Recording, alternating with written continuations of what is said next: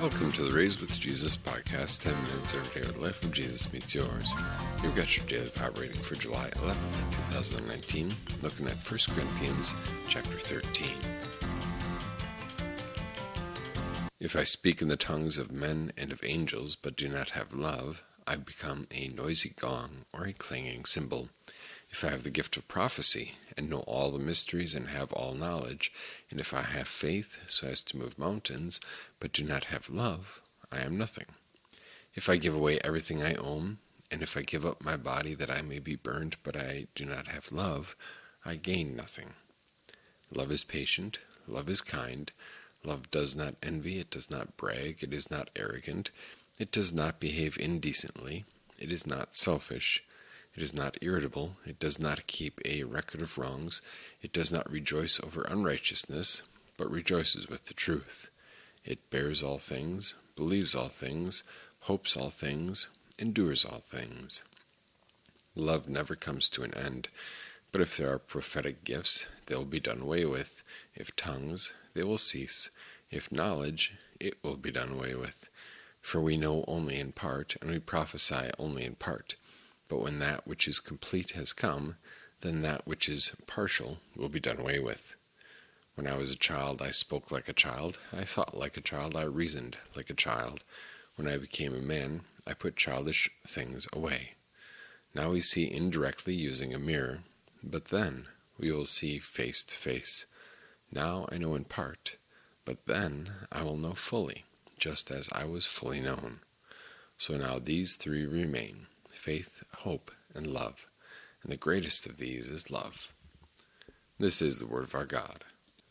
This chapter is probably one of the more familiar, if not the most familiar passage and selection in all of 1 Corinthians, rivaled perhaps by 1 Corinthians chapter 15, the great resurrection chapter. But 1 Corinthians chapter 13 finds its way into wedding sermons. It's a very appropriate place there. Wall plaques and all sorts of other readings and home decor. Because what Paul says here, it seems so basic and yet so beautiful and so applicable. But we also need to remember that he's writing here in a letter to these Corinthians who have never read 1 Corinthians 13 before, right? Maybe that seems obvious to you. It didn't to me, because these Corinthians are acting in a way that is completely loveless. No love for God, no love for God's truth, no love for one another. And when he comes to 1 Corinthians chapter 13, he's addressed most of the other examples of their lovelessness, whether it's the lawsuits, whether it's the sexual immorality on one hand, or the lack of concern for one's marriage on the other hand, in every way, at every turn, turning their backs away from love for God and toward love for self. And so 1 Corinthians chapter 13, obviously, it bears practical instruction for the entire church for how they do everything that they do, including patient admonition and a proper practice of the Lord's Supper and all those things. But here, when it comes here, it's sandwiched between chapter 12 and chapter 14. Again, maybe that seems obvious to you. 13 comes between 12 and 14. But the point is that Paul introduced the topic of spiritual gifts in chapter 12. Chapter 13, he gives a longer discussion of what does love look like, how does love act, and then he'll come around to spiritual gifts again in chapter 14. And so when he talks about Christian love, obviously this is the characteristic of Christian love in every circumstance, in every location, every vocation. But at the same time, the Christian love that he speaks about here is particularly practiced in the way we live with our fellow Christians and the way we exercise or refrain from exercising our spiritual gifts, and in the way that we understand how God has given these people here for our fellowship, our koinonia. We'll talk about that sometime. Koinonia is kind of the word for communion, and it's not just like a fellowship, but it's really an intertwined fellowship. And so that care for one another is demonstrated in Christian love. And so when he begins, verse 13, the example that he starts with, maybe it would have pricked their ears and their conscience a little bit more than you or I. If I speak in the tongues of men and of angels, but do not have love, I have become a noisy gong or a clanging cymbal. And to you and me, we're like, yeah, okay.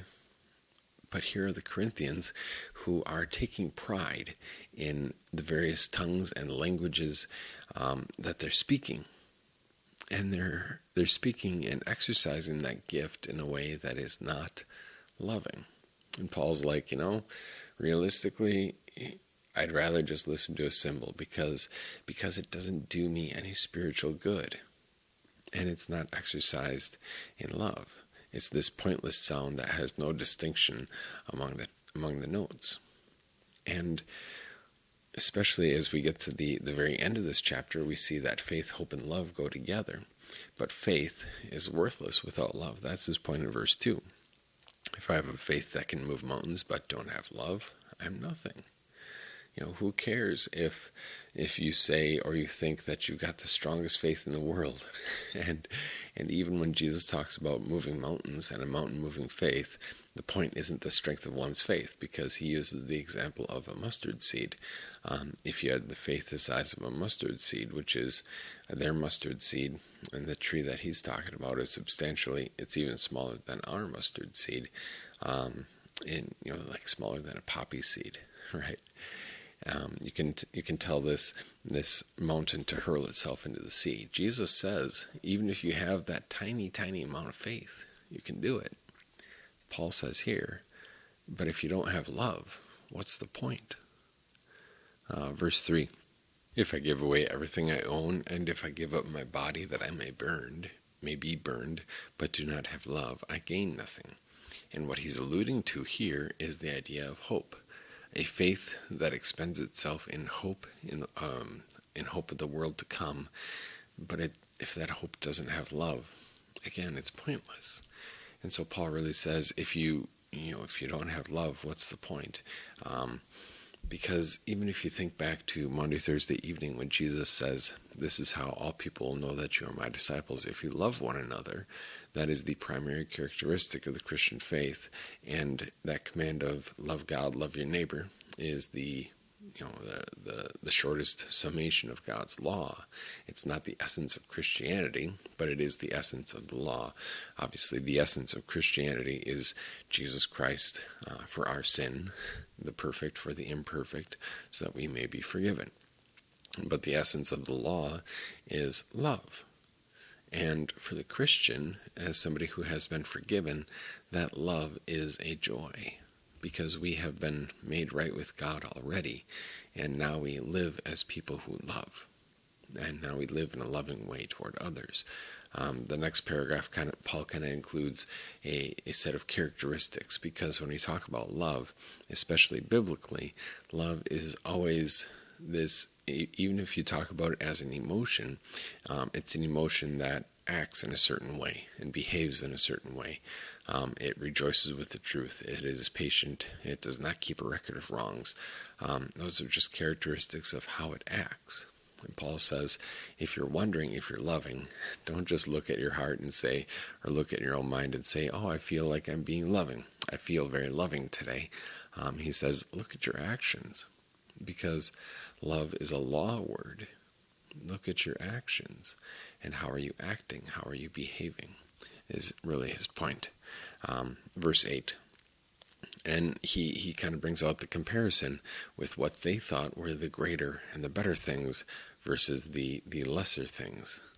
And they were overlooking and refraining from doing even the lesser things and going on to what they thought were greater things. Like in verse 8, prophetic gifts and speaking in tongues, having the knowledge to be the one to stand up and expound a certain portion of Scripture. Paul says all that is going to disappear, come to an end, but love won't. And so love has greater value, because the love that we demonstrate now and experience now is the same love that we will experience and demonstrate when we are in heaven. Consider verse 12. Now we see indirectly using a mirror, but then at that point in heaven. And that's basically this entire paragraph beginning in verse 8 is really a paragraph talking about the everlasting effects of love and the ongoing effects of love in heaven. Verse 12, now we see indirectly using a mirror, but then we will see face to face. Now I know in part, but then I will know fully, just as I was fully known. Where in this world, as we interact with God, God comes to us in a mediated fashion, a mediated way. He comes to us through spoken word. He comes to us through Holy Communion. He comes to us through Holy Baptism. He comes to us in a way where he hides himself underneath these simple things, such as the means of grace, the gospel, and word and sacrament. But when you get to heaven, you'll see him face to face, and you'll know him fully. And it's kind of the same thing on a personal level. That here on earth, we kind of can put up emotional facades, where we say you can see my face, you can see how I dress, how I present myself, but you can't really know my heart. And that's kind of how we tend to act with most people, especially those that we aren't close with. And when we get to heaven, there will be no fear, because there will be perfect love. Perfect love drives out fear. And when we get to heaven, we will be fully known, because there's going to be nothing to hide. So then finally, Paul summarizes, now these three remain, and he says these three remain for eternity: faith, hope, and love. And the greatest of these is love, as he had already said earlier in verses 2 and 3 in particular. And so as you go about your day, we think about love is able to bear up under all the pressures that threaten to suppress it, because it is completely open to God and believes all things, and yet open to God's great future for us, hopes all things. As you go about your day, think of the people that God has blessed you with, and think of a way to demonstrate to them that you love them, that you care for them, and that you hope to one day spend eternity with them in heaven. You can find us Sunday mornings, 2250 South Holland, Sylvania Road in Maumee. You could also find us on Facebook. Just search for Resurrection Maumee. God bless your day.